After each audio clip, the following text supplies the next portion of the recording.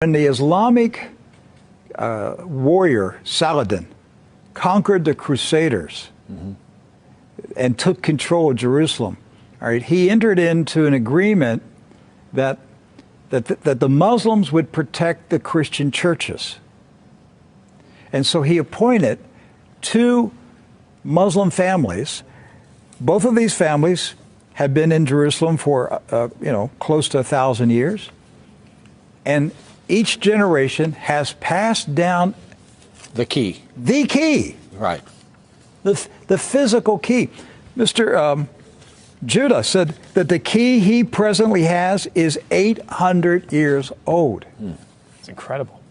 He had another key, but it broke. And this is a Muslim. I mean, yes. Abdul Judah is a Muslim. And he said it's a great honor for a Muslim to hold the key to the Church of the Holy Sepulchre, which is the most important church in Christendom. That's not disrespect. See, we don't hear this in America. We don't hear, because what we have been told is Christian Americans, you should hate Muslims, you should kill Muslims. Because they're going to tear down all the churches yes. and basically just ransack them and everything else. But here we have two families that for nearly 1,000 years have actually been watching over Christian churches. That's right. So who planted into our minds here in America that we should hate and kill Muslims? Who planted that thought in our head? Because it came into our society after 9/11. That's correct.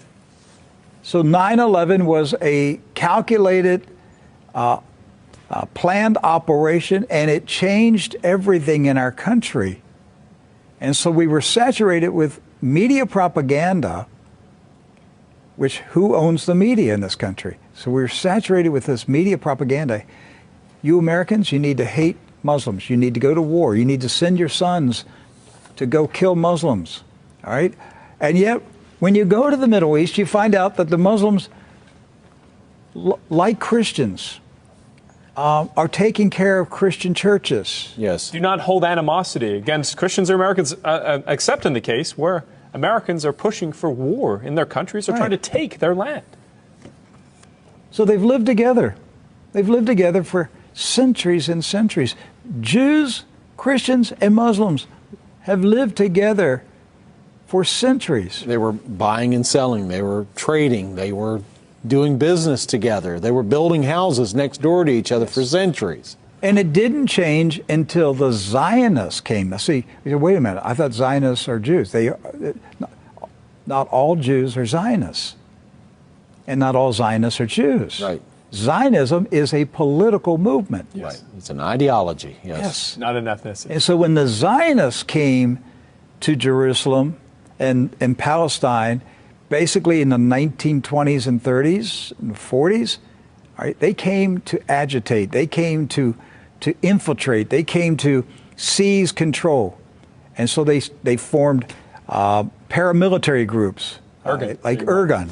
And that's where Ariel Sharon and Menachem Begin, and these guys were young terrorists. And so there's where the hatred started to come in. The fighting, the animosity, the bitterness. But it didn't start until the Zionists appeared. Jews, Muslims, and Christians were coexisting. Yes. That's right.